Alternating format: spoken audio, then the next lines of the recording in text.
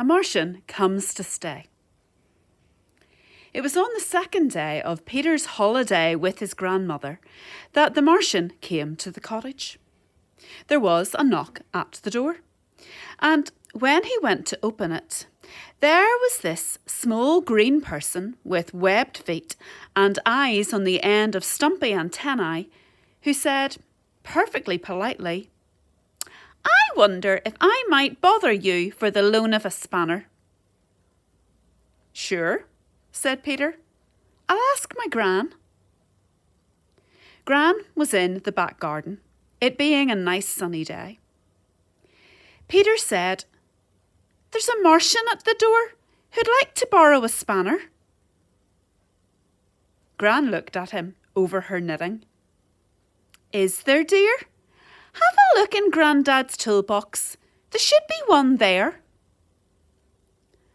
That's not what your grandmother would have said. No, nor mine either. But Peter's Gran was an unusual lady, as you will discover. Grandad had died a few years earlier, and she lived alone in this isolated cottage in the country, growing vegetables and keeping chickens. And Peter liked going to stay with her more than almost anything he could think of. Gran was not like most people.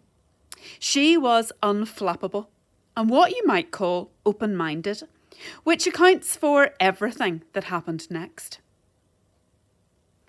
Peter found the spanner and took it back to the Martian, who held out a rather oddly constructed hand and thanked him warmly. "We've got some trouble with the gears or something and had to make an emergency landing.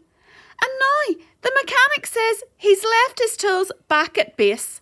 I ask you, it's all a mystery to me. I'm just the steward. Anyway, thanks a lot.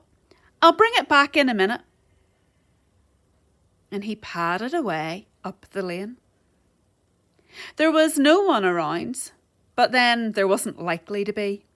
The cottage was a quarter of a mile from the village, and hardly anyone came by except the occasional farm tractor and the odd holiday maker who'd got lost.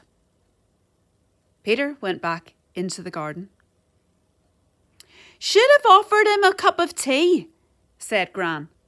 "He'll have had a fair journey, I shouldn't wonder." "Yes," said Peter.